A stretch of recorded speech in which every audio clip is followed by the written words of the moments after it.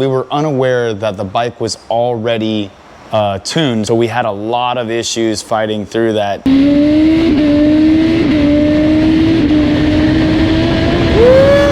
sounds ridiculous! Hey, what's up guys? So today we have a 2013 Harley Davidson Road King in for a full ECU flash and dyno tune.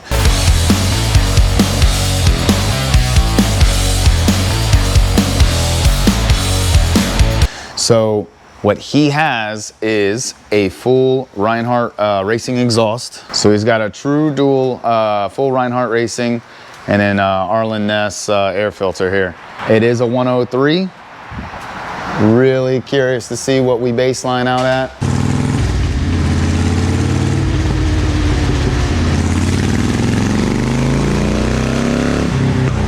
Here is our baseline run. We made 73.8 rear wheel horsepower and almost 94 foot-pounds of torque.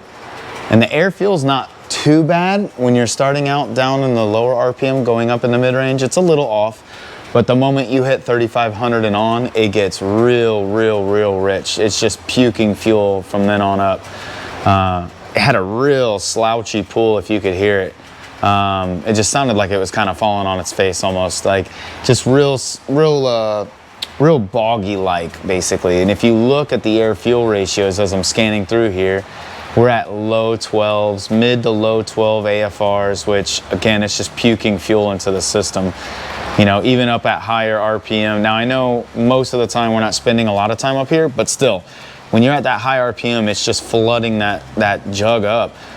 Those jugs up. I mean, look, 11.6 and 11.7 AFR, and it gets even richer higher than that. So we're gonna fix that up. We're gonna clean that up. Some of his partial throttle is a little off too. It's a little lean, which is okay. It's not the end of the world, but we're gonna just make it a lot smoother, a lot more of enjoyable of a ride for him, and we'll make some power on the upside as well.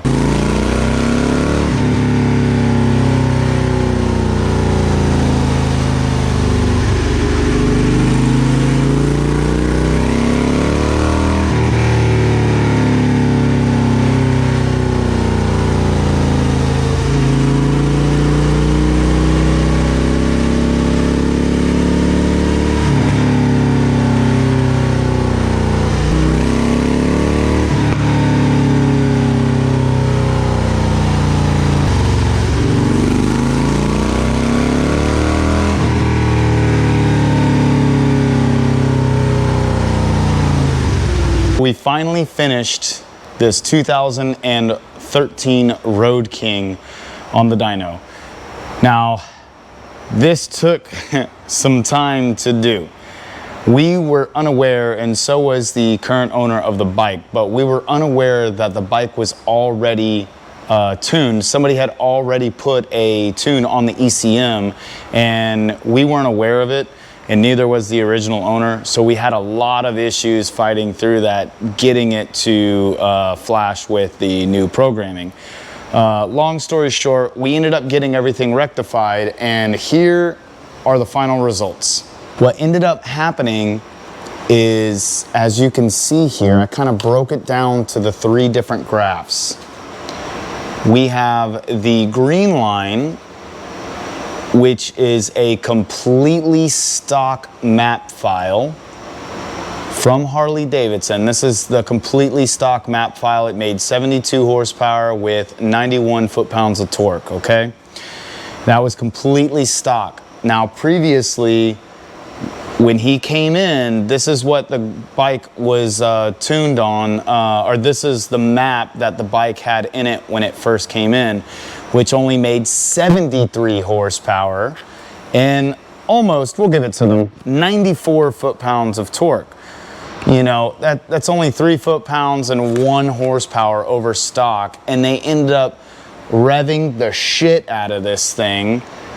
They had the red line set at 6,300 RPM or so, which is it's a good amount, man. That's about 700 or so RPM, 800 RPM over stock.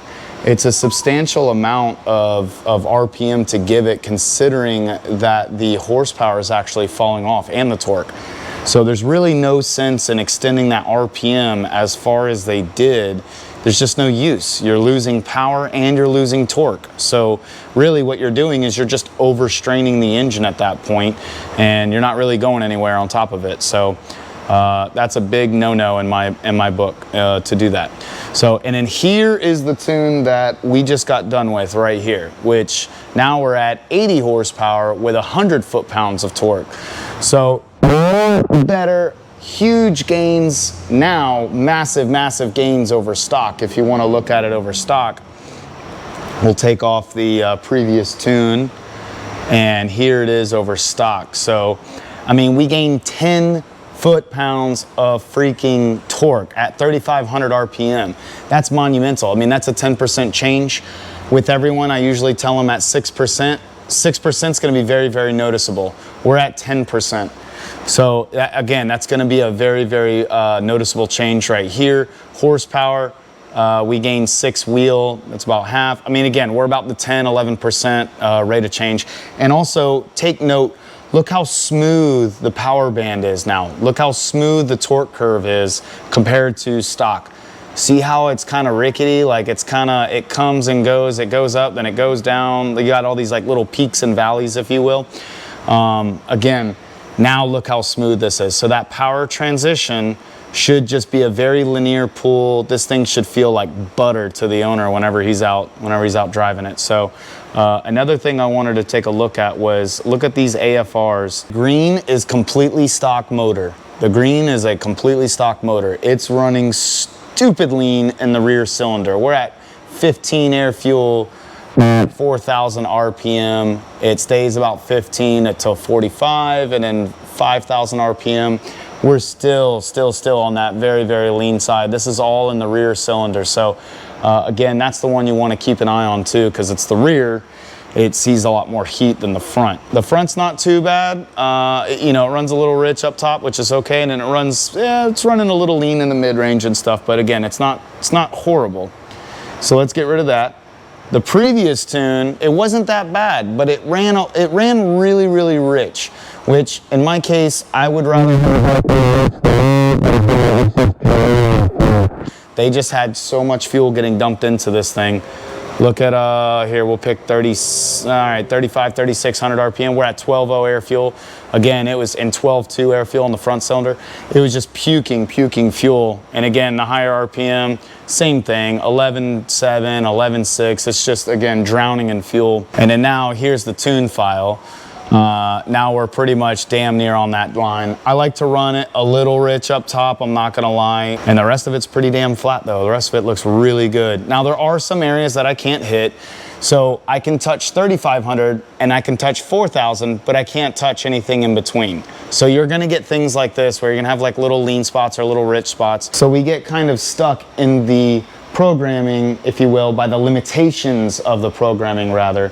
There are some things that we just can't do. But again, if you're shooting for perfection, I guarantee you'll pretty much never hit it, especially on these new dynos. They read every little bit of data and a lot of it now. Anyway, guys, if you enjoyed this video, I would really appreciate it if you gave me a like, comment, and subscribe to the channel.